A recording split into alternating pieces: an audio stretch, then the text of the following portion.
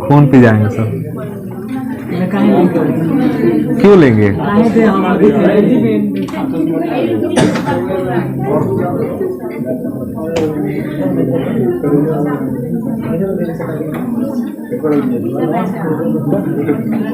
चलिए लिखिए हेडिंग। हाँ,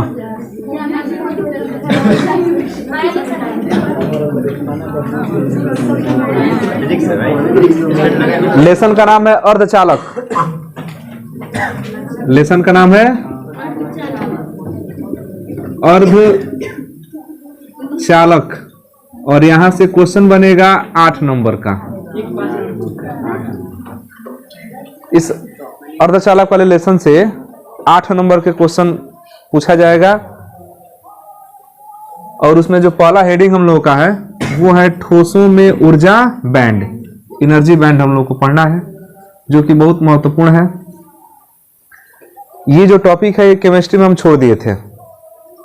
ठोस, हाँ ये केमिस्ट्री में भी है, तो वहां पर हम इसलिए छोड़ दिए थे क्योंकि फिजिक्स में हम लोग पढ़ेंगे तो फिर कहा वहां भी बताएं फिर यहाँ बताएं, तो 2 जगह ऊर्जा लगाने से बढ़िया है कि सारा ऊर्जा एक जगह लगाया जाए, दोनों में क्लियर हो जाएगा। तो इसलिए थोड़ा सा इस पर समय देकर पढ़ा जाए, बढ़िया से समझ में आ जाए, क्योंकि बेस यही है। ठोसों में ऊर्जा बैंड अगर समझ में आ गया तो समझ लो कि ओपनिंग बढ़िया होगा, और ओपनिंग बढ़िया होगा तो अच्छे स्कोर तक पहुंचेंगे हम लोग। नहीं जी, ओपनिंग बढ़िया चाहिए ना, ना तो पहले गेंद पर विकेट गिर गया तो सारा बाकी के गिर गया। चलिए देखिए ऊर्जा बैंड समझते हैं क्या है।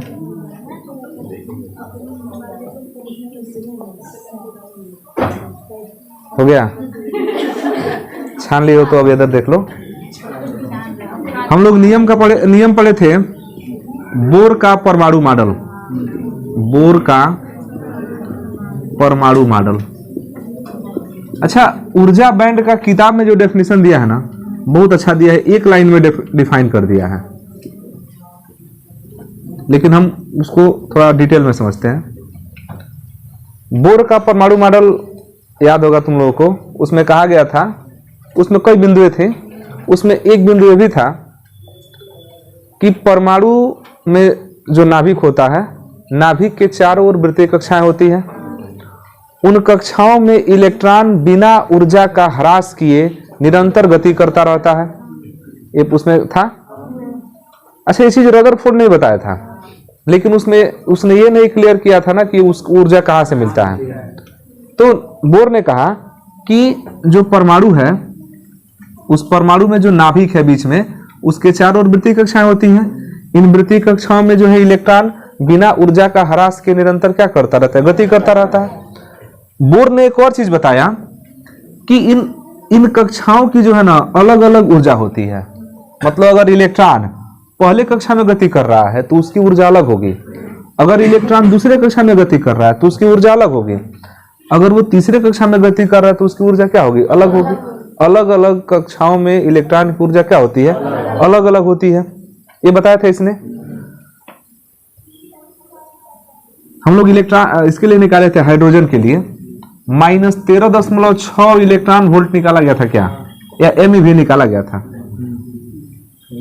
MeV था ना, MeV। चलिए कितना भी निकाला गया हो, ये तो पता है ना कि पहले कक्षा में ऊर्जा कुछ और होगा, दूसरे कक्षा में इलेक्ट्रॉन की ऊर्जा कुछ और होगा।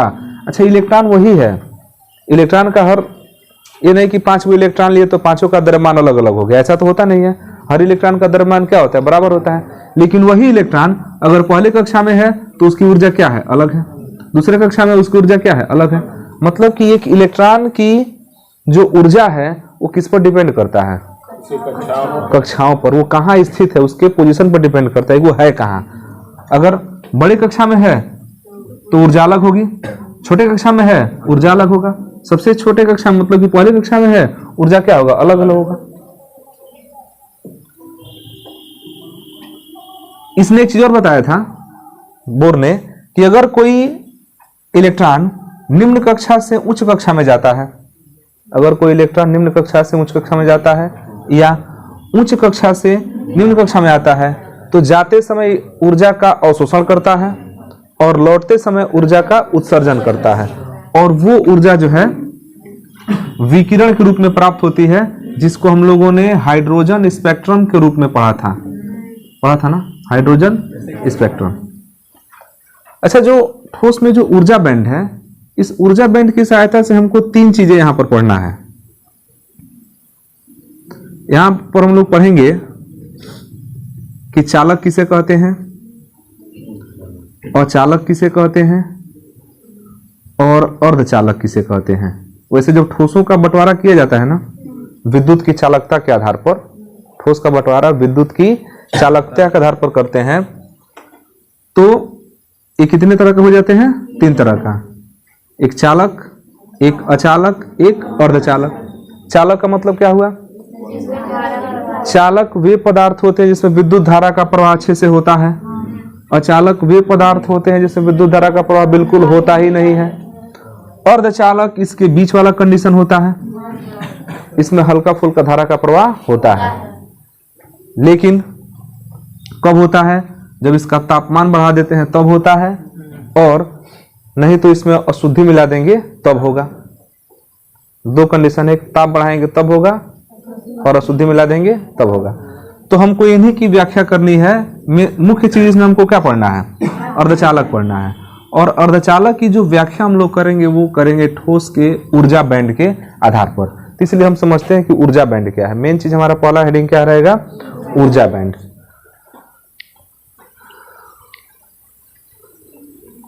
तो बोर के परमाणु मॉडल के अनुसार हर इलेक्ट्रॉन की ऊर्जा क्या होगी? अलग अलग होगी।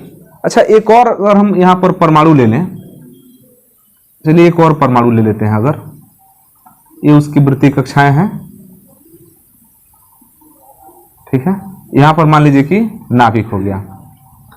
अब यहां पर पहले कक्षा का हम इलेक्ट्रॉन ले लें, ध्यान देना, पहले कक्षा का इलेक्ट्रॉन, और यहां भी पहले कक्षा का इलेक्ट्रॉन ले लिए। ध्यान देना, दोनों अलग अलग परमाणु हैं। अभी हम परमाणु की बात कर रहे हैं, अभी हम ठोस तक नहीं पहुंचे हैं। अभी हम सिर्फ किसकी बात कर रहे हैं? और स्वतंत्र परमाणु की बात कर रहे हैं, एकदम स्पेशल अकेले परमाणु है, जबकि वास्तव में अकेले परमाणु होते नहीं हैं। हमेशा परमाणु मिलकर क्या बनाए रहते हैं? अणु, अणु के रूप में रहते हैं। एक परमाणु निकाल के तो हम एक्सपेरिमेंट करते नहीं है कि सोना का क्या कि एक परमाणु निकाल के एक्सपेरिमेंट कर दिए, ऐसा नहीं होता। वो परमाणु बहुत कई सारे समूह में रहते हैं, और जब परमाणु समूह में होते हैं तो क्या बनता है? अणु बनता है। और जब अणु अपना समूह बनाते हैं तो तब बनता है आपका पदार्थ। उसमें ठोस भी होता है, द्रव भी होता है, और गैस भी होता है। तो अगर हम सिर्फ पहले कक्षा के इलेक्ट्रॉनों की बात करें, ये भी मान लीजिए कि सोडियम का परमाणु है, ठीक है, ये भी किसका परमाणु है? अच्छा, दोनों अलग अलग परमाणु है। ये स्पेशल अकेले है, ये भी आपका क्या है? अकेला है। तो यहां पर पहले कक्षा में जो इलेक्ट्रॉन की ऊर्जा होगी, कुछ ना कुछ होगा, वही ऊर्जा यहां के इलेक्ट्रॉन का भी होगा, सेम होगा, कोई अंतर नहीं होगा, क्योंकि दोनों किसका परमाणु है? सोडियम का परमाणु है। यहां पर दूसरे कक्षा में जो इलेक्ट्रॉन घूम रहा है, गति कर रहा है, जितनी उसकी ऊर्जा होगी ना, यहां वाला दूसरे कक्षा में जो इलेक्ट्रॉन घूम रहा होगा ना, उसकी ऊर्जा भी उतनी ही होगी। ये ऐसा क्यों होता है? ऐसा इसलिए होता है क्योंकि ये स्वतंत्र है, इस इलेक्ट्रॉन को कोई डिस्टर्ब करने वाला नहीं है। इसके तीसरे कक्षा में एक इलेक्ट्रॉन होता है, पता है ना सब लोगों को? सोडियम के का जो परमाणु क्रमांक होता है, इलेक्ट्रॉनिक विन्यास होता है, वो 281 होता है। अंतिम कोष में एक इलेक्ट्रॉन, अंतिम माने तीसरा कोष। यहाँ भी तीसरे कोष में कितना इलेक्ट्रॉन? एक इलेक्ट्रॉन। ये भी सोडियम का परमाणु है, ये भी सोडियम का परमाणु है। यहाँ भी तीसरे कक्षा में कितना होगा? एक ही इलेक्ट्रॉन होगा। तो इस इलेक्ट्रॉन की जितनी ऊर्जा होगी ना, उतना ही इस इलेक्ट्रॉन का भी ऊर्जा होगा। लेकिन ये कब होगा? परमाणु अगर पूर्णतः स्वतंत्र है और केवल एक एक परमाणु हम अलग अलग लिए हैं, तो इसमें हर इलेक्ट्रॉन की ऊर्जाएं क्या होगी? आपस में बराबर होगी। अगर इसमें पहले कक्षा का ऊर्जा जितना होगा ना, पहले कक्षा के इलेक्ट्रॉन का जितना ऊर्जा होगा, इस परमाणु में भी पहले कक्षा में इलेक्ट्रॉन का उतना ही ऊर्जा होगा। इसमें दूसरे कक्षा के इलेक्ट्रॉन का जितना ऊर्जा होगा, इसका भी दूसरे कक्षा का उतना ही होगा। दोनों एकदम क्या होंगे? बराबर होंगे। लेकिन क्या यह संभव है कि हम सारा एक्सपेरिमेंट एक एक परमाणु पर करें? नहीं है। यहां पर हम क्या पढ़ने जा रहे हैं? ठोस के बारे में ना पढ़ रहे हैं। तो जब ठोस का निर्माण होता है, ठोस का, तो ठोस जो है किस रूप में रहेंगे? अणु के रूप में। अणु का सबसे सूक्ष्म भाग क्या होता है? इसका मतलब यह है कि जो ठोस बनेगा वो बहुत सारे परमाणुओं का समूह होगा। बहुत सारे परमाणुओं क्या होगा? मतलब खूब ढेर परमाणु मिलेंगे आपस में, क्या बन जाएगा? ठोस बन जाएगा। तो जैसे ही बहुत सारे परमाणु आपस में मिल जाएंगे तो क्या इलेक्ट्रॉन का ऊर्जा उतना रहेगा जितना पहले था? क्या लग रहा है तुम लोगों को? अगर मान लिया कि 4 परमाणु एक पास हम ले आ दे रहे हैं, 4 को मान के चलिए, क्योंकि अब तक हम लोग जो अणु परमाणु पढ़ रहे थे ना, स्वतंत्र मान के पढ़ रहे थे। हमारे पास 4 यहां पर मान लीजिए, एक परमाणु ये हो गया, ठीक है, बीच में नाभिक हो गया, फिर से एक परमाणु और मान लेते हैं। ऊर्जा बैंड का डेफिनेशन तो एक ही लाइन में है, लेकिन थोड़ा समझाने में समय लगेगा, तो इसको जरूर ध्यान से समझना। हम 3-3 वृत्तीय कक्षा का ले रहा है, सोडियम ही मान के चलिए। अच्छा, सोडियम चालक में आता है जी। हम लोग क्या पढ़ने जा रहे हैं? अर्धचालक। कोई बात नहीं, तुम लोग मान के चलो ने सब बराबर है, ठीक है। तो हमारे पास 4 परमाणु है और 4 परमाणु मिल गए। वैसे ठोस में 4 को नहीं रहेगा, ऐसा ऐसा इधर भी बहुत सारा होगा, ऊपर भी होगा, नीचे भी होगा, आगे पीछे चारों ओर परमाणु ही परमाणु है, नहीं जी, आगे पीछे चारों ओर सब क्या है? परमाणु है। अब इसका जो अंतिम इलेक्ट्रॉन है, इसमें देखिए पहले कक्षा में 2 इलेक्ट्रॉन, दूसरे में 8 इलेक्ट्रॉन। सोडियम की बात हो रही है केवल यहां पर। 2, 4, 6, 8, 1, 9। इसमें भी होगा यही, 2, फिर 2, 4, 6, 8, एक लास्ट में होगा, 1, 2, 3, 4, 5, 6, 7, 8। नया नया अभी खोज मत करो, पुरान के खोज हम पढ़ो ना। 1, 2, 3, 4, 5, 6, 7, 8। ये तो हम लोग दोस्त नहीं क्या?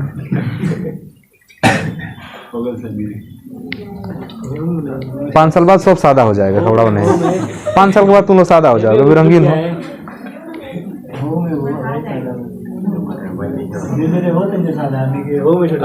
ठीक है, यहाँ पर है ना। अब सुनो ध्यान से, ये सब परमाणु मिलके क्या बना दिए? अणु पदार्थ बना दिए, ठीक है। तो अब ये जो इलेक्ट्रॉन है, क्या वो जो गतिविधि उसके अंदर है वो केवल नाभिक के चलते ही होगा? देखो सब परमाणु एक ही जगह है, तो इस इलेक्ट्रॉन को ये नाभिक आकर्षित कर रहा है, क्योंकि ये धनावेशित है, ये ऋणावेशित है। लेकिन सोचो कि कभी कभी ऐसा भी तो हो सकता है कि ये इलेक्ट्रॉन गति करके यहां पहुंचा और उसी समय ये भी वहीं पर पहुंचा, तब तो हो जाएगा प्रतिकर्षण, क्योंकि ये भी माइनस से भी माइनस, प्रतिकर्षण हो गया।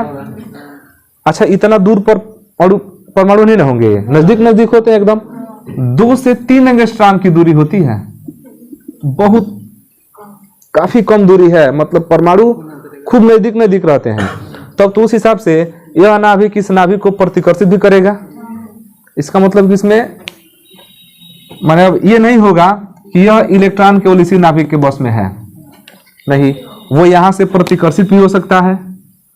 समझ रहे हैं? ये नाभिक यहाँ आकर्षित भी हो रहा है, ये नाभिक, ये जो इलेक्ट्रॉन है हो सकता है कि इस इलेक्ट्रॉन से भी प्रतिकर्षित करे, हो सकता है कि ये नाभिक किस नाभिक को क्या करे? आकर्षित करे। ऐसा हो सकता है, होता ही है, हो सकता है नहीं, ऐसा होता है, कंडीशन तो बन रहा है ऐसे। इसका मतलब कि अब जो इलेक्ट्रॉन की वास्तविक ऊर्जा थी ना, कब? जब ये अकेले था, तब जब ये अकेले था उस समय जो ऊर्जा थी अब ऊर्जा नहीं रहा। हो सकता है कि इसके अंतिम इलेक्ट्रॉन का जो ऊर्जा है वो इसके अंतिम इलेक्ट्रॉन की ऊर्जा से क्या है? थोड़ा सा डिफरेंट है, डिफरेंट होगा, क्योंकि यह इससे भी तो प्रतिकर्षित होगा। यह इलेक्ट्रॉन इस नाभिक से आकर्षित होगा, यह इलेक्ट्रॉन इससे ऑलरेडी आकर्षित है, तो ये जो है ना थोड़ा सा इसके अंदर चंचलता आ जाएगी, इधरों से थोड़ा सा संपर्क में रहेगा, क्योंकि बाह्य कोश का ना है, थोड़ा सा इधर से भी संपर्क करेगा, थोड़ा सा यहाँ से भी, मतलब इसको क्या बोलते हैं, हाँ ढेरे व्यवहार बना लेगा। और जब ये व्यवहार बनाएगा अपना इधर उधर, तो इसकी ऊर्जा जो है जितनी थी उतनी नहीं रहेगी, या तो थोड़ी सी घट जाएगी, नहीं थोड़ी सी बढ़ जाएगी। तो ये सबके साथ होगा। अब हम नहीं कह सकते हैं कि तीसरे कक्षा, चलिए तीसरा कक्षा का सोडियम को वैसे इलेक्ट्रॉनिक विन्यास लिखा जाए अगर, तो कितना होगा 1s2, 11 होता है ना, 2s2, 2p6, 3s1। ध्यान सुनो, 3s1 है, अच्छा 3 का डी खाली है, 3d क्या है, अब इलेक्ट्रॉन रहेगा तब ना 3s के बाद से 3p में जाएगा, और 3p भी खाली, ठीक है। 4s को तो छोड़ दो, अभी तीसरे में ही खाली है, 3s1 है ना, है 3p0, 3d0, अरे एक छोड़ दो आगे वाला 3d। ये तीसरे कक्षा में केवल एक ही इलेक्ट्रॉन है ना, p खाली है, d खाली है। अब किसी को अगर ऐसा लगता हो कि इस सोडियम का जो एक इलेक्ट्रॉन है, जितनी उसकी ऊर्जा है उतनी ही ऊर्जा इस इलेक्ट्रॉन की भी है, तो ऐसा नहीं होता है। सबकी ऊर्जा में थोड़ा थोड़ा का क्या हो जाता है, अंतर आ जाता है, क्योंकि इसका पोजीशन अलग अलग है। अब पोजीशन की बात करें, जैसे मान लो कि ये प्राणी यहाँ पर है, थोड़ा ध्यान से सुनो, ये यहाँ पर है, तो इसका पोजीशन अब जितना इसका ऊर्जा है ना उतना अब इसका ऊर्जा नहीं है। अब कारण समझो क्यों नहीं है। इसके दाहिने साइड में 2 परमाणु हैं, समझ रहे हैं, और बाएं साइड में देखिए 1 2 3 4 परमाणु। इसका पोजीशन ये है कि दाहिने साइड में सिर्फ 2 परमाणु, बाएं साइड में 4 परमाणु। लेकिन इसका अगर देखा जाए तो यहां भी इसके दाएं साइड मतलब कि लेफ्ट वाले साइड में 2 परमाणु, और राइट वाले साइड में कितने परमाणु, 4 परमाणु। तो एक के लेफ्ट में 4 है और एक के राइट में 4 है, तो पोजीशन तो बदल गया उसका। अगर सिर्फ बीच की बात करें, अब मान लो यह है, तो इसके इधर 3 परमाणु, इसके इधर भी 3 परमाणु। तो अगर एक हमारा परमाणु है और उसके साइड में मान लीजिए कि 3 परमाणु हैं, और दूसरे साइड में भी 3 परमाणु है, और एक ऐसा परमाणु है जिसके एक साइड में केवल 2 हैं और दूसरे साइड में 4 परमाणु हैं, तो इसका पोजीशन अलग अलग है कि नहीं है, बिल्कुल है, अंतर है, इसका स्थान अलग अलग है। और जब परमाणु का स्थान अलग अलग होगा तो निश्चित रूप से उसकी ऊर्जा भी क्या होगी, अलग अलग होगी। हो सकता है कि इस परमाणु के आगे 5 परमाणु हो और इसके पीछे 50 परमाणु हो, है कि नहीं। अब ये बैठा है सबसे किनारे, तो इसके आगे सब परमाणु है, पीछे को नहीं है, स्थान अलग अलग है कि नहीं है। और जब परमाणु का स्थान अलग अलग होगा तो उसमें घूम रहे जो इलेक्ट्रॉन है ना, उसकी ऊर्जा क्या होगी, अलग अलग होगी। तो यहां पर सभी अंतिम कोश के ही इलेक्ट्रॉन है, लेकिन सभी अंतिम कोशों की जो इलेक्ट्रॉन है, इनकी सबकी ऊर्जाएं क्या है, अलग अलग है। यहां तक कि अगर हम सिर्फ दूसरे कोश की बात करें, ये भी 8 पूरा हो गया, ये भी 8 पूरा हो गया, दूसरा कोश का यहाँ भी 8 पूरा है, यहाँ भी 8 पूरा है, तो ये मत समझना कि इसके 8 इलेक्ट्रॉन की ऊर्जाएं क्या होंगी, बराबर होंगी, नहीं। बराबर कब होती थी, अगर ये परमाणु अकेले रहता ना, तो इसमें 8 इलेक्ट्रॉन की ऊर्जाएं क्या होती, एकदम बराबर होती। लेकिन चूंकि अब ये परमाणुओं के समूह में आ गया है, तो हो सकता है कि दूसरा वाला जो कक्षा है इससे प्रतिकर्षित होता हो, नहीं होगा। यहाँ दूसरा वाला कक्षा प्रतिकर्षित होगा, या नाभिक इन इलेक्ट्रॉनों को अपनी तरफ आकर्षित करेगा, तो इसकी ऊर्जा में थोड़ा सा क्या हो जाएगा, परिवर्तन हो जाएगा। अब किसी भी परिस्थिति में हम ये नहीं कह सकते हैं कि इन इलेक्ट्रॉनों की ऊर्जाएं क्या है, बराबर है। सबकी ऊर्जाएं थोड़ी थोड़ी क्या होंगी, अलग अलग होंगी।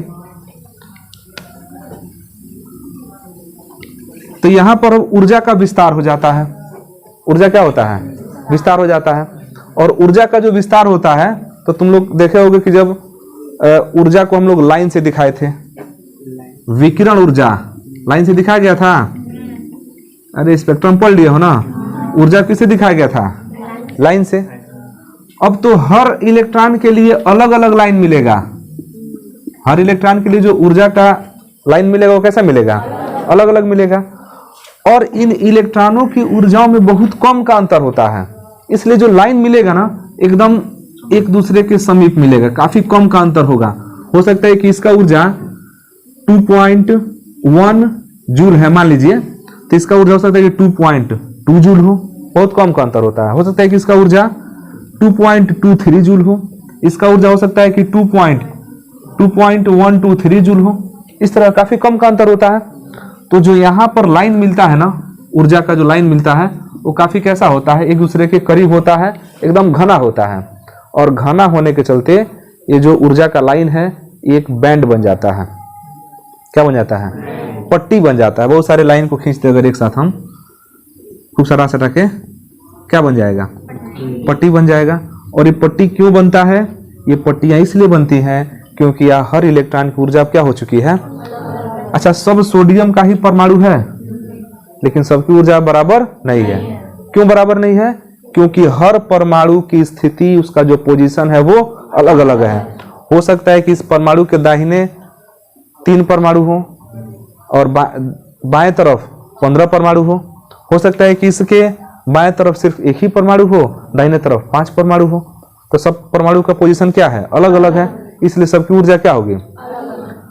अगर कोई परमाणु कोने पर है तो उसके पीछे कहाँ कोई परमाणु है? जो भी परमाणु है उसके बगल में है, आगे है, पीछे कहाँ है? कोई परमाणु बीच में है तब तो पीछे भी परमाणु, चारों ओर परमाणु है ना। तो क्या उसका जो ऊर्जा होगा उतना ही ऊर्जा इसका भी होगा? नहीं, अलग अलग होगा। जो बाह्य कोश का इलेक्ट्रॉन होगा अंदर वाला का, वो सबसे व्यवहार बनाने लगेगा, आगे व्यवहार बनाएगा, दाहिने बाएं आगे पीछे सब बनाएगा। और जो इधर वाला होगा वो सबसे थोड़ी बनाएगा व्यवहार, ये तो अपने अगल बगल जो दिखेगा वही बनाएगा, पीछे तो कोई हिल ही नहीं है। तो इनकी ऊर्जा का क्या हो जाता है? विस्तार हो जाता है। इसको हम बोलते हैं विक्षोभ। क्या बोलते हैं? जब परमाणु, बहुत सारे परमाणु मिलकर किसी पदार्थ का निर्माण करते हैं तो उन परमाणुओं के भीतर जो इलेक्ट्रॉन होते हैं ना, उस इलेक्ट्रॉन की ऊर्जा क्या होती है? सबकी ऊर्जा लगातार क्या होने लगती है? परिवर्तित होने लगती है। इसको कहते हैं कि उसमें हलचल हो गया, या इधर से भी जुड़ना चाहता है या इधर भी जुड़ना चाहता है, कोई किसी से प्रतिकर्षित हो रहा है, किसी से आकर्षित हो रहा है, मतलब एकदम डिस्टर्ब हो जाता है। और डिस्टर्ब हो गया तो इसी को क्या बोलेंगे? विक्षोभ। शांत जल है, पानी ही शांत जल है और पत्थर फेंक दिए उसमें तो शांत था, हलचल उत्पन्न हो गया ना, उसी को क्या बोलेंगे? तो जब परमाणु मिलते हैं बहुत सारे परमाणुओं से तो अणु का निर्माण होता है। तो परमाणु जब मिलते हैं ना तो इनकी इलेक्ट्रॉन, जो आपके वृत्तीय कक्षाएं हैं, इन कक्षाओं में, इन इलेक्ट्रॉनों में क्या उत्पन्न हो जाता है? विक्षोभ उत्पन्न हो जाता है। पूरा एकदम हड़कंप मच जाएगा चारों ओर। और जब हड़कंप मचता है तो एक बड़ी बढ़िया बात निकल के आता है, जो भारी होता है वो नीचे चल जाता है, जो हल्का होता है ऊपर आ जाता है। चावल छांटते हैं ना सूप में, तो उसमें क्या करते हैं? विक्षोभ उत्पन्न कराते हैं, उठा उठा पटकते हैं ना, नहीं विक्षोभ उत्पन्न कराते हैं ना। तो जो हल्का चावल होता है, जो उसमें खराब मटेरियल होता है, वो आगे आ जाता है, और जो ओरिजिनल माल होता है वो कहाँ चल जाता है? पीछे। और हल्का वाला कहाँ चलाता है? आगे। उसको छाट के गिरा देते हैं। वही इसमें होता है। इसमें क्या होता है? विक्षोभ उत्पन्न होता है। हम दही को मथनी डाल के विक्षोभित उत्पन्न करते हैं तो घी कहाँ आ जाता है? ऊपर, और माठा कहाँ रह जाता है? नीचे। वो विक्षोभ उत्पन्न कराया जा रहा है। उसी तरह विक्षोभ यहाँ भी उत्पन्न होगा। तो यहाँ पर विक्षोभ उत्पन्न होगा तो होगा क्या? विक्षोभ ये होगा, उत्पन्न होगा तो होंगे क्या कि जो भारी ऑर्बिटल होंगे ना वो कहाँ चलाएगा? नीचे। जिनके पास इलेक्ट्रॉन है भारी ऑर्बिटल कहाँ चलाएंगे? नीचे। और जिसमें इलेक्ट्रॉन नहीं है हल्के ऑर्बिटल कहाँ जाएंगे? ऊपर। मतलब कि जिस ऑर्बिटल में इलेक्ट्रॉन है उसका घनत्व ज्यादा है, वो कहाँ जाएगा? नीचे। हल्का वाला कहाँ जाएगा? ऊपर। तो जब परमाणुओं में विक्षोभ होता है, इनकी वृत्तीय कक्षाओं में विक्षोभ होता है, तब किसका निर्माण होता है? ऊर्जा बैंड का। इसको हम बैंड क्यों कह रहे हैं? बैंड इसलिए कह रहे हैं ना क्योंकि सभी इलेक्ट्रॉनों की जो ऊर्जाएं हैं वो अलग अलग हैं। सभी इलेक्ट्रॉनिक ऊर्जाएं क्या है? तो अगर एक इलेक्ट्रॉन के लिए हम ऊर्जा का एक लाइन खींचे, दूसरे इलेक्ट्रॉन के लिए दूसरा लाइन खींचे, तीसरे इलेक्ट्रॉन के लिए तीसरा लाइन, ऊर्जा की लाइनें अगर बनाए तो वे लाइनें काफी एक दूसरे के कैसी खींच जाती है? करीब होती हैं। करीब होने का मतलब यह है कि उनकी ऊर्जाओं में अंतर बहुत कम है। अगर लाइन दूर हो जाएगा तो उनकी ऊर्जाओं में क्या हो? अंतर ज्यादा हो जाएगा। तो लाइनें एकदम करीब है तो ये सभी लाइनें मिलकर क्या बनाती हैं? एक बैंड बना देती है, जिसको हम बोलते हैं ऊर्जा बैंड। अब ये फिक्स नहीं होता है ऊर्जा बैंड में किसके दूसरे कोष का जो इलेक्ट्रॉन है, तो जितना ऊर्जा इसका है क्या उतना ही ऊर्जा इसका है? नहीं, थोड़ा थोड़ा सा अंतर हो जाता है। इसलिए हर इलेक्ट्रॉन के लिए अलग अलग लाइन मिलता है, और अलग अलग लाइन मिलने के कारण इन्हीं को एक समूह में आ जाते हैं, तो उसको क्या बोल देते हैं? बैंड बोल देते हैं। वो समझ में आ रहा है कि सभी ऊर्जा अलग अलग क्यों हो रही हैं? सभी ऊर्जा अलग अलग इसलिए हो रही है ना, क्योंकि परमाणु स्थिर नहीं है। उसका जो बाह्य कोष है, बाह्य कोष का इलेक्ट्रॉन वो स्थिर नहीं है, उसमें हलचल है। कारण क्या है? उसके अगल बगल बहुत सारे परमाणु हैं। तो इलेक्ट्रॉन है बाह्य कोष का, तो कोई और अगर बाह्य कोष का इलेक्ट्रॉन अगर उसके बगल में है तो उसे प्रतिकर्षित भी करेगा, नाभिक से आकर्षित भी हो रहा है, तो समस्या हो जाता है। इस पर प्रतिकर्षण बल भी लग रहा है, इस पर आकर्षण बल भी लग रहा है, ये चारों ओर घूमना चाहता है, चारों ओर व्यवहार बनाना चाहता है। यही कारण इससे क्या होता है? डिस्टर्ब हो जाता है। जब डिस्टर्ब होता है उसी को कहते हैं कि इसमें क्या उत्पन्न हो गया? विक्षोभ। जब विक्षोभ होता है तो जिस ऑर्बिटल का घनत्व ज्यादा होता है वो कहाँ चलाता है? नीचे। जिसका कम होता है वो कहाँ चल जाता है? ऊपर। और इस तरह दो बैंड बन जाते हैं। कितने बैंड बनते हैं? दो तरह के बैंड होते हैं। एक होता है वैलेंस बैंड। वैलेंस बैंड किसको बोलते हैं? जिसमें इलेक्ट्रॉन होते हैं ना, जिस बैंड में इलेक्ट्रॉन होते हैं, माने अब यस जो है ना, ये वैलेंस बैंड हो जाएगा, और पी क्या हो जाएगा? Conduction band. मतलब कि खाली है, ये चालन बैंड हो जाता है। और ये कौन सा बैंड हो जाता है? Valence band. मतलब एक होता है संयोजक बैंड, और एक हो जाता है चालन बैंड। और बैंड क्यों बन जाता है? बैंड इसलिए बन जाता है, तीसरा कक्षा है ना, तो जो तीसरा कक्षा का ऊर्जा लाइन है ये दो भाग में बट गया। जो हल्का था वो कहाँ चल गया? ऊपर। जो भारी था वो कहाँ चला गया? नीचे। इसमें भारी कौन है बताइए? यस वाला। यस में इलेक्ट्रॉन है तो भारी है, चला है नीचे। पी और डी में इलेक्ट्रॉन नहीं है, कहाँ चल गया? ऊपर। अब इसको बोलेंगे वैलेंस बैंड, इसको बोलेंगे कंडक्शन बैंड, संयोजी बैंड, और इसको बोलेंगे चालन बैंड। और इसके बीच जो अंतराल है इसको बोलते हैं ऊर्जा अंतराल। क्या बोलते हैं इसको? ऊर्जा अंतराल। तो अगर पूछा जाए एक लाइन में कि ऊर्जा बैंड कब बनता है, तो क्या बताएंगे? जब बहुत सारे परमाणु मिलकर पदार्थ का निर्माण करते हैं, तो मिलते समय ही उनके जो वृत्तीय कक्षाएं होती हैं, जो ऊर्जा स्तर होता है, उन ऊर्जा स्तरों में विक्षोभ उत्पन्न हो जाता है। और विक्षोभ उत्पन्न हो जाने के कारण उसमें क्या, हाँ, विक्षोभ उत्पन्न हो जाने के कारण वहां पर ऊर्जा बैंड बनता है। ऊर्जा बैंड क्यों बनता है? क्योंकि उसमें विक्षोभ है। विक्षोभ के कारण जो जिसका घनत्व ज्यादा है ऑर्बिटल का, वो नीचे आ जाता है, और जिसका घनत्व कम है वो कहाँ चला जाएगा? घनत्व कम का मतलब हल्का, हल्का चीज कहाँ जाएगा? ऊपर। और घनत्व ज्यादा होने का मतलब कि वो भारी हो गया तो कहाँ चलाएगा? और इस तरह बैलेंस बैंड बन जाता है। तो अगर परमाणु अकेले है, स्वतंत्र है, तो उसकी ऊर्जा निश्चित होती है। दूसरे कक्षा की इलेक्ट्रॉन की सभी ऊर्जाएं क्या होंगी? निश्चित। तीसरे की ऊर्जा भी क्या हो जाएगी? निश्चित।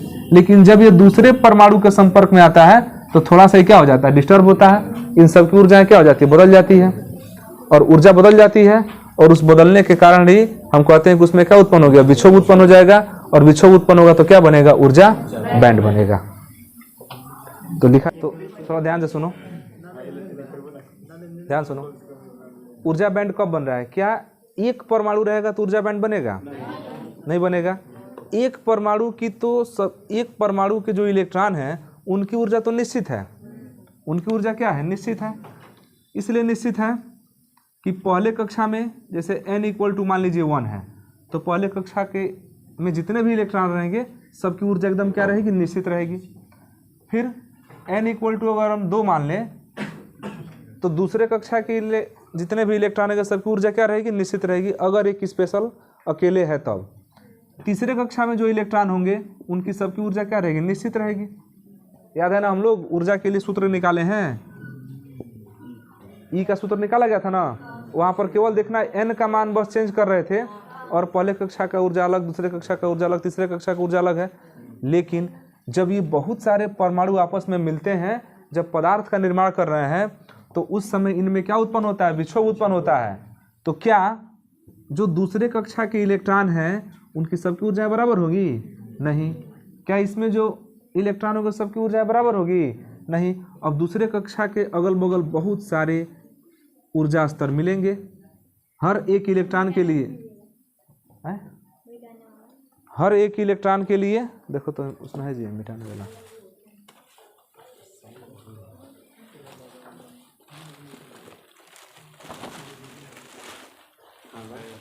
उसमें नहीं है।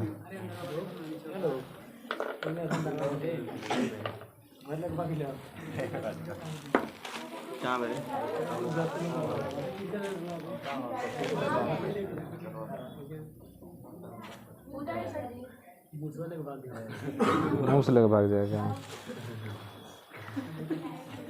तो अकबर बीरबल वाला हाल कर दिया। सुनो, तो दूसरे जब ये अकेला था तो सभी इलेक्ट्रॉनों की ऊर्जाएं क्या थी? समान थी। लेकिन अब समान नहीं है। इसमें 8 इलेक्ट्रॉन है ना, 8 का ऊर्जा क्या होगा? अलग अलग होगा। तो हम एक ऊर्जा के लिए एक लाइन दिखा रहे हैं, एक ऊर्जा के लिए एक लाइन। अब इसमें भी दूसरे कक्षा में इलेक्ट्रॉन होंगे तो यहाँ भी सबकी ऊर्जाएं क्या होंगी? अलग अलग होंगी। लेकिन इन ऊर्जाओं में बहुत ज़्यादा का अंतर नहीं होता है, दशमलव का अंतर होता है, थोड़ा बहुत का अंतर होता है। और ये अंतर इसलिए होता है क्योंकि ये इलेक्ट्रॉन इधर से आकर्षित भी हो रही हैं, प्रतिकर्षित भी हो रही हैं। ये इलेक्ट्रॉन इधर से भी आकर्षित हो रहे हैं, प्रतिकर्षित हो रहे हैं। अब आकर्षित प्रतिकर्षित दोनों ओर से कैसे हो रहे हैं? तो इलेक्ट्रॉन इलेक्ट्रॉन को आकर्षित करेगा, प्रतिकर्षित कर देगा। इस इलेक्ट्रॉन को ये नाभिक आकर्षित करेगा। दोनों चीज़ इस पर हो रहा है तो इलेक्ट्रॉन क्या होता है? डिस्टर्ब हो जाता है। और डिस्टर्ब हो गया तो बहुत सारा ऊर्जा स्तर मिलेगा। अब इन्हीं ऊर्जा स्तरों जो काफ़ी करीब करीब होते हैं ऊर्जा स्तर, इन्हीं ऊर्जा स्तरों को हम क्या बोलते हैं? बैंड। इनका एक समूह मिल जाता है। एक कक्षा में उपस्थित इलेक्ट्रॉनों का निश्चित ऊर्जा नहीं होता है, इसका अलग होगा, इन सब इलेक्ट्रॉनों का अलग, इनका अलग, तो एक समूह मिलता है। याद है जब हाइड्रोजन स्पेक्ट्रम मिल रहा था तो उससे जो वहाँ से विकिरण ऊर्जा जो बाहर निकल रही थी, जब इलेक्ट्रॉन उच्च ऊर्जा स्तर से निम्न ऊर्जा स्तर में आ रहा था तो सब इलेक्ट्रॉनों का ऊर्जा अलग अलग नहीं निकल रहा था। तो वहाँ पर हमको H अल्फा लाइन मिला था, H alpha, H beta, H gamma, जितना लाइन निकल रहा था। जैसे मान लीजिए कि दूसरे कक्षा में इलेक्ट्रॉन आ रहा है तो तीसरे से भी आ सकता है, चौथे से भी आ सकता है, 5वें से, 6वें से। तो जब वो तीसरे से आएगा तो अलग तरंग दैर्ध्य का प्रकाश निकलेगा, चौथे से दूसरे में आएगा तो अलग ऊर्जा का निकलेगा, 5वें से दूसरे में आएगा तो अलग। तो वहाँ पर अलग अलग रेखाओं के लिए अलग अलग लाइनें मिल रही थी और वो एक समूह के रूप में प्राप्त हो रहा था। उस पूरे समूह को हम क्या बोल रहे थे? Hydrogen spectrum. उसी तरह यहाँ पर जब ये परमाणु आपस में जुड़ते हैं तो इनमें विक्षोभ उत्पन्न होता है पारस्परिक, और उस पारस्परिक विक्षोभ के उत्पन्न हो जाने से बहुत सारे ऊर्जा स्तर देखने को मिलते हैं। ऊर्जा स्तरों का एक समूह मिलता है, उसी समूह को हम क्या बोलते हैं? ऊर्जा बैंड। और ये कितने तरह के होते हैं? 2 तरह के होते हैं। एक होता है वैलेंस बैंड जिसको बोलते हैं संयोजी बैंड, और दूसरा होता है चालन बैंड जिसको हम बोलते हैं कंडक्शन बैंड। तो संयोजी बैंड और चालन बैंड 2 तरह के बैंड होते हैं। तो वहाँ से नीचे से लिख लीजिए लाइन। ऊर्जा बैंड 2 प्रकार के होते हैं। जो पहला है वो उसको लिखिए, पहला नंबर संयोजी बैंड, और दूसरा है चालन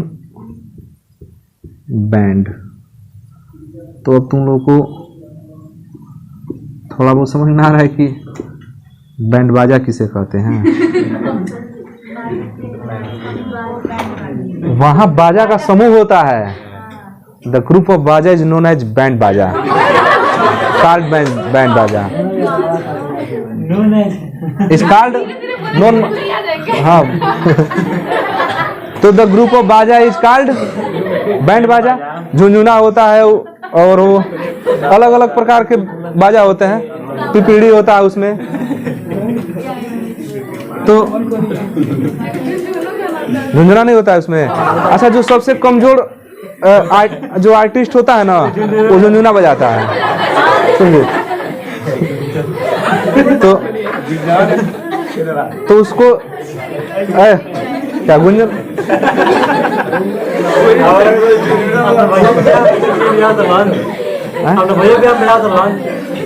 छोड़ो झुनझुना। अच्छा, एक टाइम था, आज भी सुनो, झुनझुना जो बजाते हैं ना, एक दिन का 300 रुपया है झुनझुना।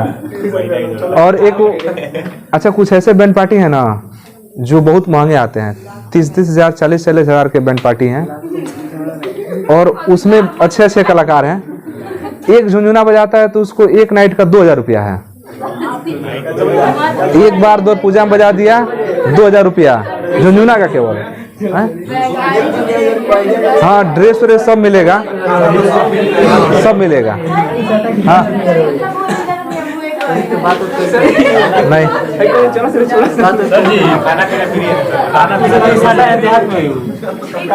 नहीं, अपने यहाँ नहीं, हम देखे हैं। तो उसमें अब झुनझुना वाला अकेला नहीं न रहेगा, झुनझुना वाला 5 गो रहेंगे, पीढ़ी वाले 5 गो रहेंगे, सब पूरी टीम होती है। मैंने वो कह दिया तो कुछ कह दिया। हाँ, झुनझुना ना सब लोग जानते हैं, जान। अच्छा, हम लोग आज तक ढोलक में और नाल में अंतर नहीं समझ पाते हैं कि ढोलक और नाल में हमको नहीं लगता है कुछ अंतर होगा। अंतर आखिर अंतर है तभी तो। अभी बजाने वाले जानते हैं, हम तो जानते हैं कि ढोलक वैसे ही बाजता है और नालो वैसे ही बाजता है। चलो देखो, तो उसको बैंड बाजा इसलिए कहते हैं कि वो बाजा का क्या है, समूह है। तो बाजा के समूह को बैंड बाजा कहते हैं। उसी तरह सुनो, उसी तरह ऊर्जाओं के समूह को ऊर्जा बैंड कहते हैं, समझे। जो हेयर को समूह में रख दो उसको हेयर बैंड कहते हैं, है कि नहीं। हेयर को क्या करता है, एक समूह में रख देता है तो हेयर बैंड हो जाएगा। तो बैंड है ना, हेयर बैंड है।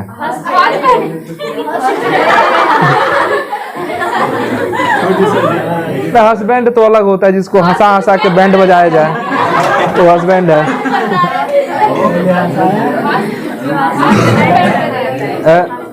इसी पर सुनो, होने पढ़ाई हो रहा है, सुनो ध्यान से। हाँ, जिसको हंस के बजा दे वही हस्बैंड है। एक चीज और है, अगर दो है ना, एक हस्बैंड वाइफ दोनों है, तो शादी के बाद जो होता है ना, एक ही चीज होता है जो महिला की नहीं होती है, वो गलती नहीं होती है उसकी, हमेशा पुरुष ही गलती करता है। सही बात है। नहीं नहीं, बिल्कुल सत्य है, हम इसका समर्थन करते हैं। अब यहाँ देखो, वो लाइट वाले दिखाती है, खुल जाता है, देखें सुनो। अच्छा चलो, दोनों को देखते हैं। बैंड तो बन गया हम लोगों का, एक बना संयोजी बैंड और एक बना चालन बैंड। अब ध्यान से सुनो एकदम, ये फिर से एक बार बता दे। ऊर्जा बैंड कब बना है, जब उनके ऊर्जा स्तरों में विक्षोभ उत्पन्न हुआ है ना, तो बैंड बन गया है। विक्षोभ होते समय जिस ऊर्जा स्तर का घनत्व ज्यादा है, माने जिसमें इलेक्ट्रॉन ज्यादा है, वो नीचे आ जाता है, और जिसमें थोड़ा इलेक्ट्रॉन कम है या खाली है वो कहाँ चल जाता है, ऊपर। तो ये 2 स्तर में विभाजित हो जाते हैं, एक हो जाता है संयोजी बैंड और एक हो जाता है जो, देखो ध्यान से, जो एक ही ऊर्जा स्तर है ना, ये ऊर्जा स्तर 2 भाग में बट गया, 2 भाग में बट गया। एक ये ऊर्जा स्तर हो गया, एक नीचे ऊर्जा स्तर हो गया। अब ऊर्जा स्तर को हम ऐसे ही दिखा दे रहे हैं, उससे बैंड आपका होगा तो चौड़ा ही ना होगा, बहुत सारे इसमें ऊर्जा स्तर है। एक बैंड ये हो गया, एक बैंड ये हो गया। जो नीचे है वो है संयोजी बैंड, वो क्या है, संयोजी बैंड। अच्छा, संयोजी बैंड में इलेक्ट्रॉन होते हैं, जो चालन वाले इलेक्ट्रॉन होते हैं ना, वो संयोजी बैंड में होते हैं, इसमें इलेक्ट्रॉन होते हैं। चालन बैंड में क्या होता है कि इलेक्ट्रॉन हो भी सकते हैं, नहीं भी हो सकता है। हाँ, लेकिन ये जरूरी है कि इसमें पूर्ण रूप से इलेक्ट्रॉन भरे नहीं होते हैं। चालन बैंड या तो पूर्णतः खाली होगा, नहीं तो आंशिक रूप से उसमें इलेक्ट्रॉन भरे होंगे। लेकिन संयोजी बैंड में तो इलेक्ट्रॉन भरा होता है, इसमें इलेक्ट्रॉन होता है। और चालन बैंड और संयोजी बैंड के बीच में जो ये अंतर है, ये ऊर्जा का ही अंतर होता है, इसको हम बोलते हैं ऊर्जा अंतराल। ऊर्जा अंतराल बोलते हैं, एनर्जी गैप इसको बोला जाता है। तो 2 चीज जान जाइए कि ऊर्जा बैंड कितने तरह का होता है, 2 तरह का, संयोजी बैंड और चालन बैंड। संयोजी बैंड में इलेक्ट्रॉन होते हैं, चालन बैंड में इलेक्ट्रॉन नहीं होते हैं। अब ये रूम हम लोगों का क्या है, संयोजी बैंड है, अब वो रूम क्या है, चालन बैंड है। बीच में जो गैलरी देख रहे हैं, ये इसमें का ऊर्जा अंतराल है, ऊर्जा अंतराल है। अब बताओ, इलेक्ट्रॉन को इधर से गर्म किया जाएगा, इधर से गर्म करेंगे हम, तो संयोजी बैंड से निकलेगा और चालन बैंड में चल जाएगा, होगा ना। लेकिन संयोजी बैंड में से निकल करके चालन बैंड में जाना तब आसान होगा जब गैलरी पतला होगा, तुरंत निकले तुरंत पहुंच जाएंगे। तो ये ऊर्जा अंतराल कम भी होता है, ज्यादा भी होता है। तो जब ऊर्जा अंतराल कम होता है ना, तो आराम से इलेक्ट्रॉन निकल के संयोजी बैंड में से कहां चल जाते हैं, चालन बैंड में। और जब ऊर्जा अंतराल ज्यादा हो जाता है ना, तो इलेक्ट्रॉन संयोजी में से निकल के चालन में नहीं जा पाते हैं। तो अगर हमारे पास कोई ऐसा ठोस है, कोई ऐसा चालक है, चाहे कोई ऐसा भी ठोस है, कोई ऐसा ठोस जिसमें संयोजी बैंड और चालन बैंड के बीच में ऊर्जा अंतराल बहुत कम हो, एकदम कम हो, इतना कम हो ना कि एक दूसरे के एकदम सटे हुए हैं, दोनों बैंड एकदम एक दूसरे के क्या हुए हैं, सटे हुए हैं, काफी कम है, एकदम कम है। ऐसा मान के चलिए कि दोनों ओवरलैप हो गए हैं, एक दूसरे से अतिव्यापित हो गए, एकदम चिपक गए हैं, मतलब ऊर्जा अंतराल बहुत क्या है, कम है। तो ऊर्जा अंतराल एकदम बहुत कम है, तो इलेक्ट्रॉन तो आराम से संयोजी में से निकलेगा और चालन में चल जाएगा। तो जिन ठोस में चाहे जिन पदार्थों में ऊर्जा अंतराल बहुत कम होता है, बहुत कम होता है, आराम से इलेक्ट्रॉन निकल के चालन में चल जाते हैं, वैसे पदार्थों को हम चालक बोलते हैं। हाँ, चालक क्या बोलते हैं, चालक। चालक में विद्युत धारा का प्रवाह आसानी से होता है ना, वो इसलिए होता है कि संयोजी बैंड से इलेक्ट्रॉन निकल के कहाँ जाते हैं, चालन में। और इलेक्ट्रॉन अगर यहाँ से निकल के यहाँ तक पहुंचने की स्थिति में है तो उसमें धारा बहेगा। अचालक में क्या होता है कि ऊर्जा अंतराल ज्यादा हो जाता है, तो संयोजी बैंड से इलेक्ट्रॉन निकल के चालन बैंड में पहुंच नहीं पाते हैं, और नहीं पहुंच पाते हैं तो विद्युत धारा का प्रवाह उसमें होता ही नहीं है। और अर्धचालक में बीच वाला कंडीशन होता है, अर्धचालक में बीच वाला कंडीशन होता है, अपने आप इलेक्ट्रॉन नहीं निकल के पहुंच पाते हैं, लेकिन जैसे ही उसको गर्म करते हैं ना, तुरंत इलेक्ट्रॉन क्या होते हैं, उसको ऊर्जा मिलती है और कूद के इसमें चल जाता है। तो अर्धचालक की विशेषता क्या होती है कि उसमें धारा का प्रवाह अच्छे से नहीं होता है, लेकिन जब उसको थोड़ा ज्यादा गर्म कर देते हैं तो उसमें धारा का प्रवाह होने लगता है। ये अर्धचालक है। चालक में धारा का प्रवाह अच्छे से होगा, अर्धचालक में धारा का प्रवाह नहीं होगा, बिल्कुल ही नहीं होगा। लेकिन अर्धचालक में ये चालक और अचालक के बीच वाला कंडीशन है, थोड़ा सा गुण चालक का है और थोड़ा सा गुण अचालक का है, दोनों के बीच वाला कंडीशन है। तो हम ऊर्जा अंतराल पर ही पदार्थों का वर्गीकरण करेंगे, और ऊर्जा अंतराल पर जब बांटते हैं, एनर्जी बैंड के हिसाब से बांटते हैं, तो पदार्थ कितने तरह के हो जाते हैं, 3 तरह का, चालक, अचालक, अर्धचालक। अब हमको ऊर्जा अंतराल के हिसाब से बांट देना है कि किस ऊर्जा अंतराल से कितना ऊर्जा अंतराल रहेगा तो चालक कहलाएगा, और कितना से कितना रहेगा तो अचालक, और कितना से कितना रहेगा तो अर्धचालक। तो यहाँ पर याद रखना पड़ता है, लिखा देंगे। फिलहाल अभी 2 बैंड को समझिए, संयोजी बैंड और किसमें इलेक्ट्रॉन भरे होते हैं, संयोजी बैंड में, और किसमें आंशिक रूप से भरे होते हैं। क्या इसमें पूरा खाली हो सकता है, क्या नहीं हो सकता। चालन बैंड तो खाली हो सकता है ना, खाली भी हो सकता है, आंशिक रूप से भरा हुआ हो सकता है। क्या ये खाली हो सकता है, तो खाली रहेगा तो इलेक्ट्रॉन कहां से आएगा, तो नहीं, चालन बैंड पूरा फुल नहीं हो सकता। चालन बैंड अगर पूरा फुल हो गया तो चालन कहलाएगा कहाँ है, उसका घनत्व तो बढ़ेगा, चलेगा कहाँ पर, नीचे, अब हो जाएगा संयोजी बैंड। ऊपर तो वो है ना जिसका घनत्व तो कम है, घनत्व तो कम है तो कहाँ चल गया, ऊपर, और ऊपर चल गया मतलब उसमें कुछ ना कुछ वजन क्या है, कम है, तभी तो ऊपर है। तो कम है मतलब इलेक्ट्रॉन की संख्या कम है, मतलब पूर्ण रूप से नहीं भरा है, तो आंशिक रूप से भरा है। तो जो संयोजी बैंड होता है ये पूर्ण रूप से भरे होते हैं, चालन बैंड आंशिक रूप से भरे होंगे या पूर्ण रूप से खाली होंगे। ठीक है, मतलब देखना, जो संयोजी बैंड में जो इलेक्ट्रॉन होगा ना, वो जब तक, देखिए संयोजी बैंड में जो भी इलेक्ट्रॉन है, ये जब तक इसमें से निकल के चालन बैंड में नहीं जाएगा तब तक धारा नहीं बहेगा। इसके लिए ऊर्जा अंतराल कम चाहिए, तभी तो आराम से निकल के चल जाएगा। तो जब ये इलेक्ट्रॉन निकल के चालन बैंड में चल जाएगा तो धारा बहेगा उसमें। तो ऐसे मतलब जिस पदार्थों में ये गुण होता है कि संयोजी बैंड से इलेक्ट्रॉन आराम से चालन बैंड में पहुंच जाए, ऊर्जा अंतराल एकदम क्या हो, कम हो, तो वो विद्युत का चालक होता है, उसमें धारा बहता है। और यही इलेक्ट्रॉन जब चालन बैंड में चल जाता है तो यही अब धारा प्रवाह करने लगता है, और नहीं जाएगा तो, क्योंकि मुक्त इलेक्ट्रॉन चाहिए ना धारा प्रवाह के लिए, तो मुक्त इलेक्ट्रॉन कहाँ से निकलेगा, जो इसमें इलेक्ट्रॉन इकट्ठा है 2-4-10 को निकल कर चल जाए उधर, धारा प्रवाह चालू कराए। तो अगला हेडिंग लिख लीजिए, चालन बैंड। छाट दे रहा है सुनो ध्यान से। ये या तो पूर्ण रूप से भरा होना, पूर्ण नहीं, आंशिक रूप से भरा होना चाहिए, नहीं तो रिक्त होना चाहिए। अब सुनो, क्या इसमें का इलेक्ट्रॉन धारा प्रवाहित करेगा? ये इलेक्ट्रॉन जब निकल के चालन बैंड में जाएगा तो जो चालन बैंड का इलेक्ट्रॉन होगा ना वही धारा प्रवाहित कराएगा, संयोजी बैंड का इलेक्ट्रॉन धारा प्रवाहित नहीं कराएगा। जितने भी अचालक है ना, जो भी अचालक होते हैं, अचालकों में चालन बैंड पूर्णतः खाली होता है। अचालकों में चालन बैंड खाली होता है, ऊर्जा अंतराल ज्यादा होता है, इसलिए इसमें से इलेक्ट्रॉन निकल के वहां तक पहुंच नहीं पाते हैं। किसी कारणवश अगर उनको पहुंचा दिया जाए तो वो चालन का काम करने लगता है, ऊर्जा विद्युत धारा उसमें क्या होगी? प्रवाहित होगी। तो इसमें जब है ही नहीं इलेक्ट्रॉन तो धारा प्रवाहित कौन कराएगा? है तो जाएंगे नहीं। इसको जाने के लिए ऊर्जा अंतराल क्या होना चाहिए? कम होना चाहिए, तब जाएगा, नहीं तो नहीं जाएगा। तो जो अचालक होते हैं उसमें ऊर्जा अंतराल क्या होता है? ज्यादा होता है और चालन बैंड खाली होता है।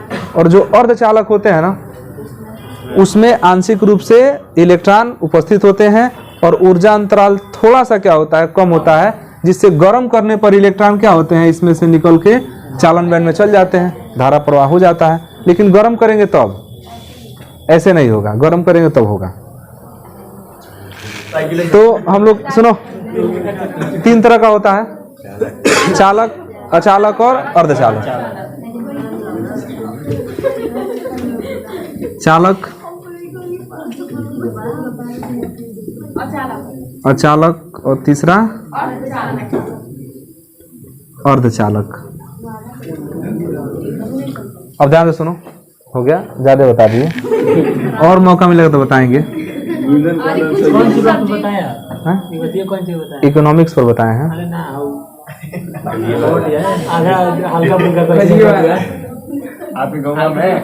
किसी को कोई कुछ कहा होगा उसको, क्या हो गया? चालू है ना? तो चालक, सुनो क्या हो गया है? चालक, देखो चालक में क्या है कि इसमें विद्युत धारा का प्रवाह अच्छे से होगा, विद्युत धारा का प्रवाह अच्छे से होता है। तो चालक वह पदार्थ है जिसमें से होकर विद्युत धारा आसानी से क्या होता है? प्रवाहित होता है।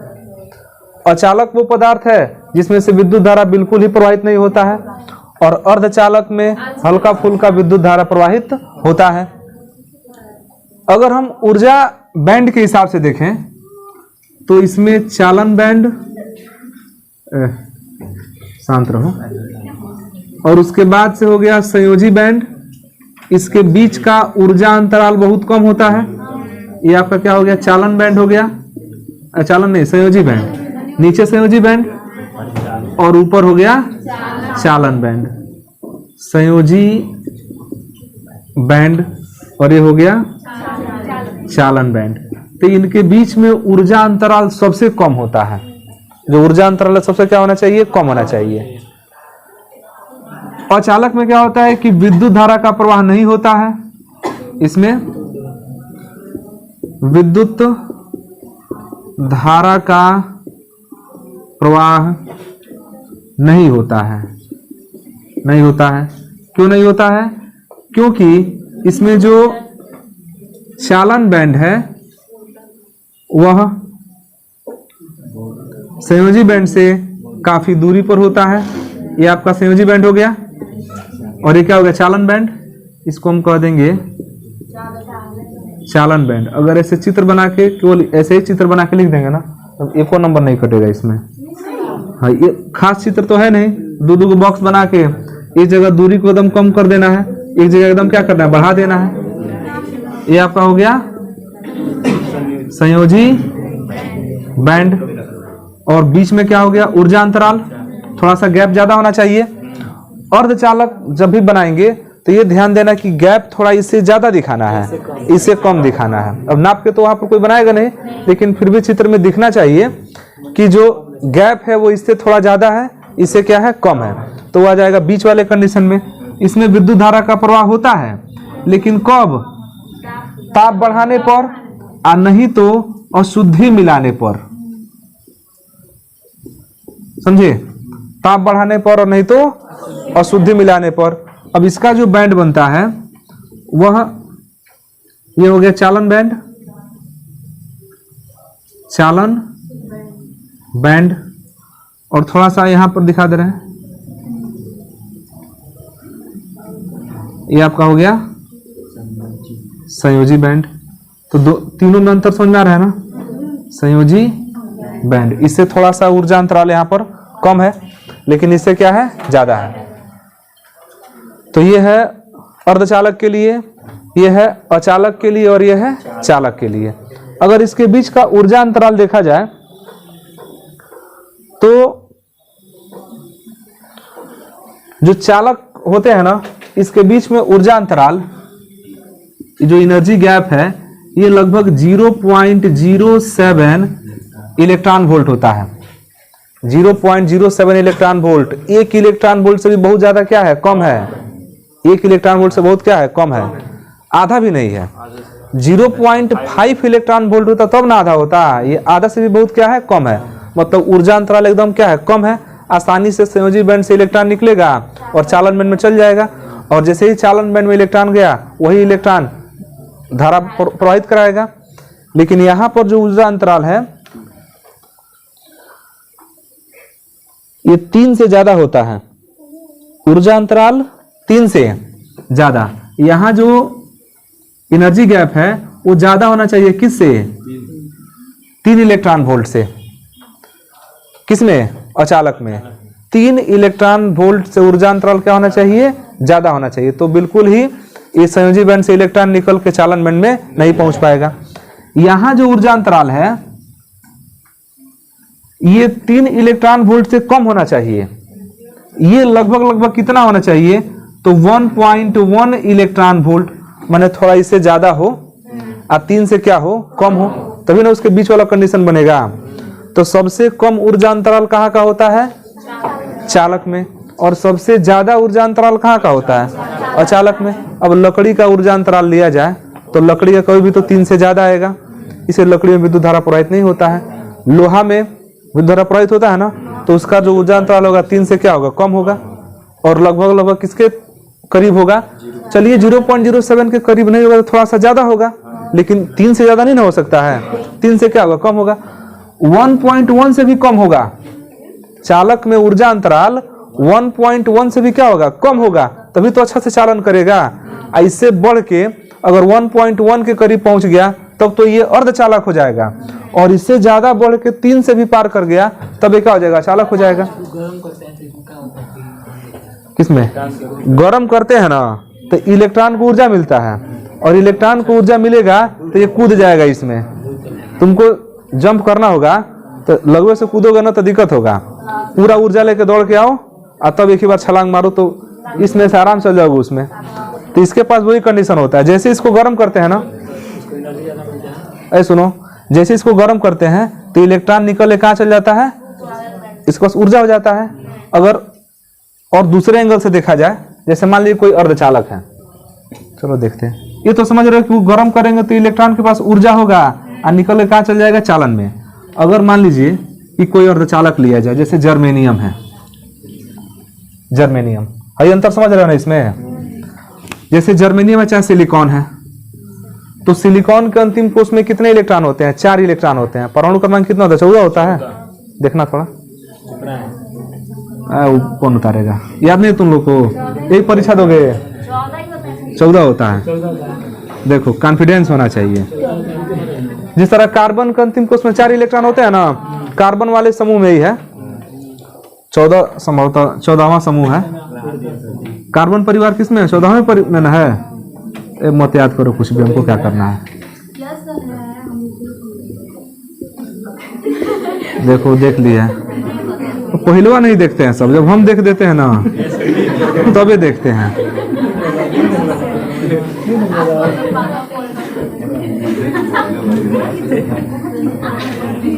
अरे मम्मी ये माइक चिल्लाओ नहीं। चलो देखो, ये आपका अर्धचालक है। अर्धचालकों में ये कार्बन जैसे होते हैं, कार्बन के भी अंतिम कोष में 4 इलेक्ट्रॉन, यहाँ भी इसका अंतिम कोष में 4 इलेक्ट्रॉन। तो इनके पास जो क्षमता होता है ना, वो होता है साझा करने का। ये इलेक्ट्रॉन क्या करते हैं, साझा। और जर्मेनियम सिलिकॉन को छोड़ दिया जाए ना, क्रिस्टल के रूप में अगर है, ठोस के रूप में है, तो वो खुद से खुद क्या कर लेते हैं, साझा कर लेते हैं। एक सिलिकॉन अपने निकटवर्ती 4 सिलिकॉन से साझा करता है और आराम से क्या करता है, बंद बनाए रखता है।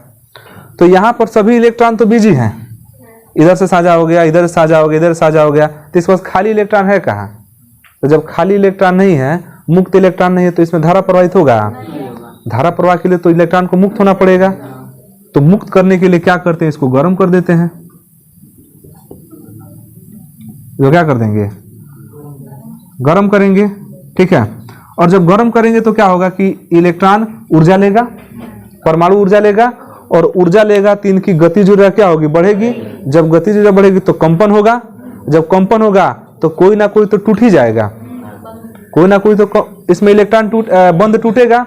और जैसे ही बंद टूटेगा वहां से इलेक्ट्रॉन निकलेगा, और वो इलेक्ट्रॉन निकल के स्वतंत्र होकर कहाँ बाहर चला जाएगा।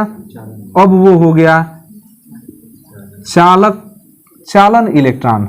वो कौन सा इलेक्ट्रॉन हो गया, चालन नहीं कहे, मुक्त इलेक्ट्रॉन कहिए।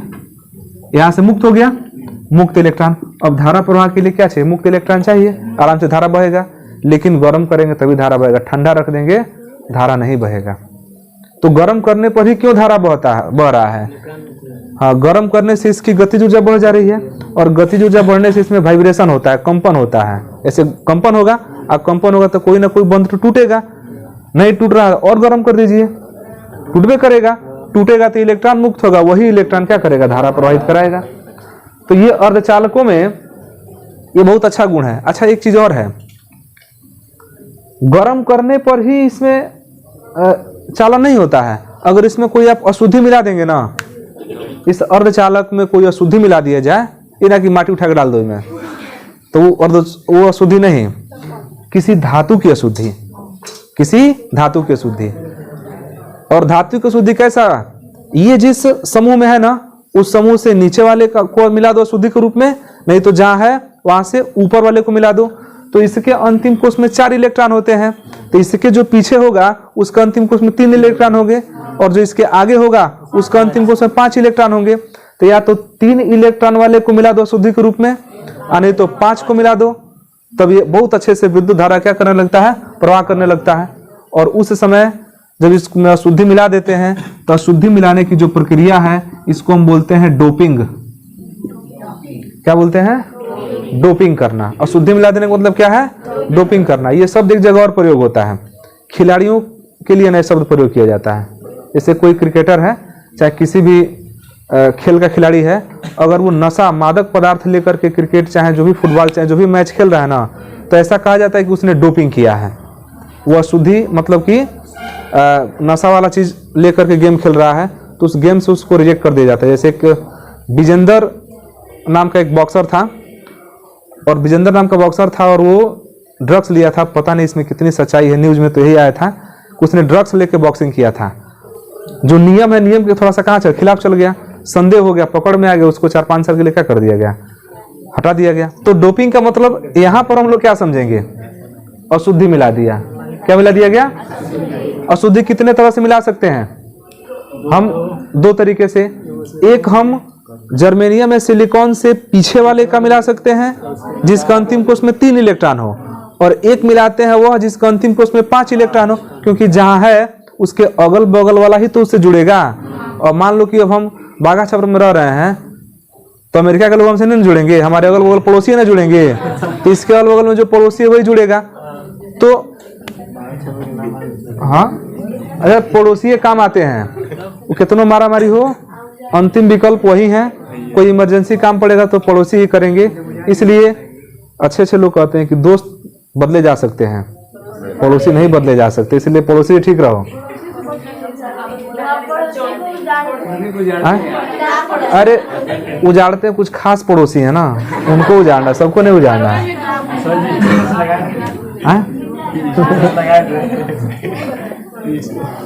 छोड़ो, देखो,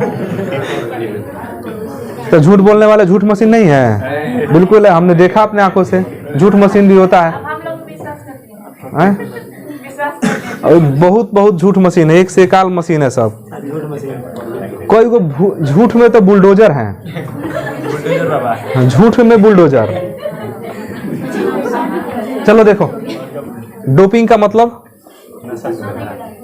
अच्छा झूठ में ना है वो अपना अपना योग्यता है, एक बिल्कुल और बहुत बड़ा कला है। इसके लिए एकदम फुल कॉन्फिडेंस होना चाहिए।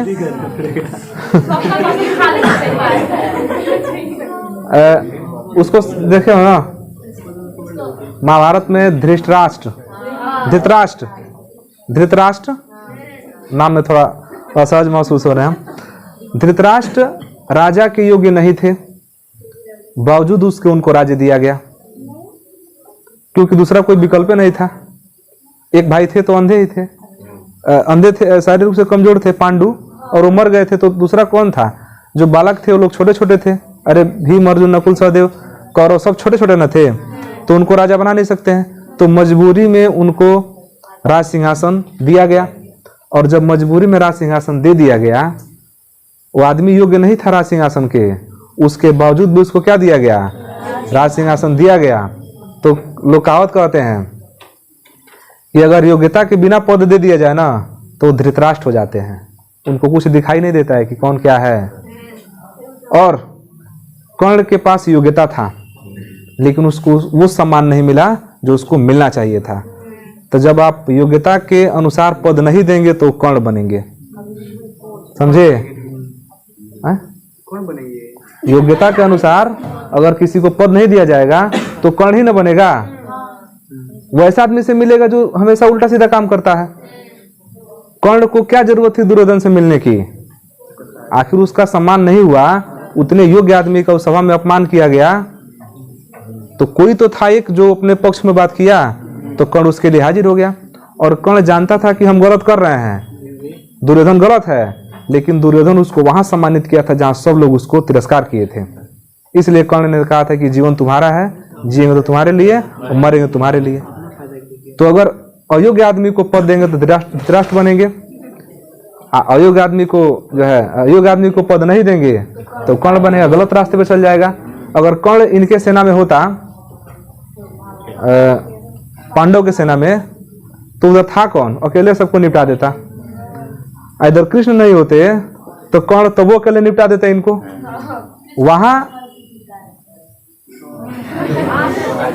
वहां युद्ध देखो, अर्जुन और कर्ण में युद्ध था ही नहीं, वहां युद्ध था कृष्ण में और कर्ण में। कृष्ण केवल हट जाते तो मारता तो अर्जुन उधिया जाते, है कि नहीं? वो कहे है ना, जब तीर चलता था दोनों ओर से, इधर से मान लो कर्ण मार दिया और उधर से कौन मार दिया, तो उनका जो रथ था ना वो पीछे की तरफ बैक लेता था। तो अर्जुन मारते थे कर्ण को, तो कर्ण का जो रथ था ना वो ज्यादा दूर तक पीछे जाता था। लेकिन कर्ण जब मारता था तो अर्जुन का थोड़ा सा पीछे हिलता था, मतलब थोड़ा सा पीछे जाता था।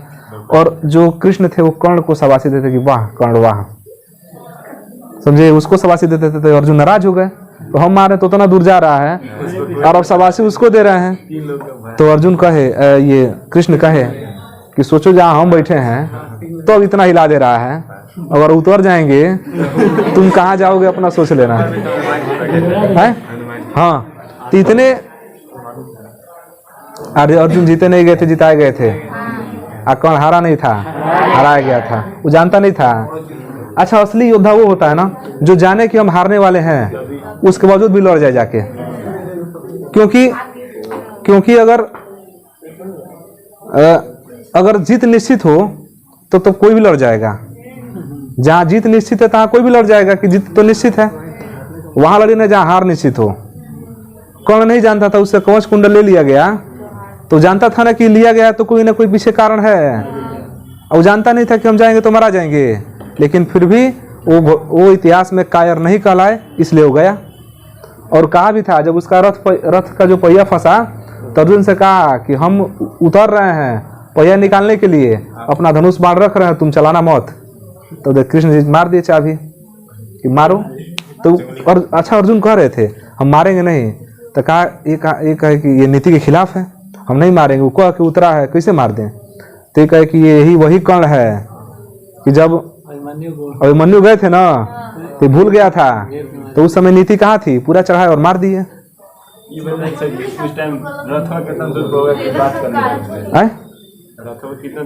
उनके पास एनर्जी ज्यादा थी, और आज के हिसाब से देखे ना, नहीं एनर्जी ज्यादा थी, जो तरंगे थी, तरंगों की आवृत्ति ज्यादा थी, उसका तरंग दर ज्यादा था, तो दूर तक यात्रा कर लेता था।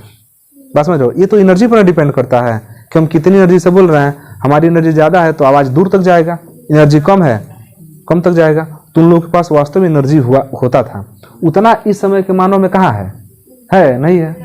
वो लोग कई महीना ध्यान लगाते थे, तो कई महीना ध्यान लगाए रह जाते थे। आज 2 घंटा का ध्यान नहीं लगेगा, नहीं लगेगा। तो आखिर वो जो एनर्जी स्टोर करते थे, बचाते थे, वो यही तो खर्च होता था। तो इसमें जान गए कि इसमें धारा कैसे प्रवाहित होता है। सिलिकॉन अर्धचालक है, उसको गर्म करते हैं तो क्या होता है, इसमें बंधों में कंपन होता है, कंपन होता है तो बंध टूट जाता है, टूटेगा तो वहां से इलेक्ट्रॉन निकलेगा, वही इलेक्ट्रॉन धारा प्रवाहित कराएगा। लेकिन नहीं गर्म करेंगे तो धारा बहेगा नहीं बहेगा। यही तो विशेषता अर्धचालक की, कि जब गर्म करेंगे तो धारा बहेगा, नहीं तो अशुद्धि मिलाएंगे तब धारा बहेगा। और जब अशुद्धि मिलाएंगे तो उस प्रक्रिया को क्या बोलते हैं, डोपिंग। अशुद्धि कौन कौन सा मिला सकते हैं? एक वो तत्व मिलाएंगे जिसका अंतिम कोष में 3 इलेक्ट्रॉन, एक वो तत्व मिला सकते हैं जिसका अंतिम कोष में 5 इलेक्ट्रॉन। तब तो अर्धचालक 2 प्रकार के होने वाले हैं। एक वो जिसमें 3 वाला मिला रहे हैं, उसको बोलते हैं त्रिसंयोजी अशुद्धि। क्या बोलते हैं? त्रिसंयोजी अशुद्धि, जिसके अंतिम कोष में 3 इलेक्ट्रॉन होते हैं, जैसे एल्युमिनियम हो गया। और एक होता है पंच संयोजी अशुद्धि, जिसका अंतिम कोष में 5 इलेक्ट्रॉन होते हैं। और जैसे ही अशुद्धि मिलाएंगे, ये जो अर्धचालक है ना, ये चालक इतना बढ़िया धारा प्रवाहित करेगा, चालक इतना बढ़िया धारा प्रवाहित करेगा। तो आखिर फायदा क्या है? हमारे पास चालक है, उसके बावजूद भी हम अर्धचालक में अशुद्धि मिला के इसको चालक बना रहे हैं, जबकि हमारे पास ऑलरेडी चालक है और इसको चालक हम बना रहे हैं। तो आखिर इससे कोई ना कोई फायदा होगा। फायदा ये है कि ये टिकाऊ होता है। ये क्या होता है? चालक की तुलना में टिकाऊ होता है। ये गर्म कम होता है, ये गर्म, चालक वाला थोड़ा सा गर्म ज्यादा हो जाता है, ये गर्म कम होता है, इसकी वैलिडिटी ज्यादा होती है। और सबसे बढ़िया चीज सस्ता मिल जाता है। सबसे बढ़िया क्या है? सस्ता मिल जाता है। तो आजकल मोबाइल, कैमरा, जितना भी इलेक्ट्रॉनिक सामान है, उसमें हमेशा क्या यूज हो रहा है? ये अर्धचालक यूज हो रहे हैं। अर्धचालक, जैसे मान लीजिए कि पहले बल्ब आता था 100 वाट का, भी आ रहा है 10 रुपए का बल्ब 100 वाट का आ रहा है, लेकिन वही एलईडी हो गया। तो एलईडी में क्या है? अर्धचालक है। Light emitting diode, LED, light emitting diode. Diode क्या है? अर्धचालक है। डायोड क्या अर्धचालक है? कैमरा में डायोड है, यहाँ पर जो कैमरे में जो फ्लैश मारता है उसमें भी क्या है? डायोड है। हर जगह डायोड है। तो जहां जहां डायोड पड़ रहा है, तहां तहां इलेक्ट्रॉनिक युक्ति क्या वो अर्धचालक है, और वो सस्ता हो जा रहा है, कीमत में सस्ता हो जा रहा है, टिकाऊ हो जा रहा है, इसलिए ये बढ़िया है। चलो लिखो, जल्दी जल्दी लिखो। अच्छा, एक चीज और जान जाओ, अगर हम चालक का तापमान बढ़ाएं तो क्या इसमें धारा प्रवाह और बढ़ेगा? अर्धचालक का तो तापमान बढ़ा रहे हैं तो इसमें धारा का प्रवाह बढ़ रहा है, इलेक्ट्रॉन मुक्त हो रहा है। लेकिन अगर हम चालक का तापमान बढ़ाते हैं ना, तो उसका प्रतिरोध बढ़ जाता है। चालक का तापमान बढ़ाने पर R समानुपाती T, कहीं पढ़े होंगे, तापमान बढ़ाएंगे प्रतिरोध बढ़ जाएगा। जब प्रतिरोध बढ़ेगा, धारा का प्रभाव थोड़ा कम हो जाएगा। तो हम चालक का तापमान बढ़ाएंगे, चालक का तापमान बढ़ाएंगे तो जो धारा प्रवाह का गुण है धीरे धीरे क्या होगा? खत्म होगा, क्योंकि प्रतिरोध क्या हो जाएगा? बढ़ जाएगा। लेकिन वो यहाँ नहीं होगा। यहाँ तापमान बढ़ाएंगे तो धारा प्रवाह बढ़ने लगेगा, चालकता क्या हो जाएगी? बढ़ जाएगी। और यहाँ चालकता क्या हो जाएगी? कम हो जाएगी। अगला हेडिंग नहीं, चित्र बनाओ ये वाला।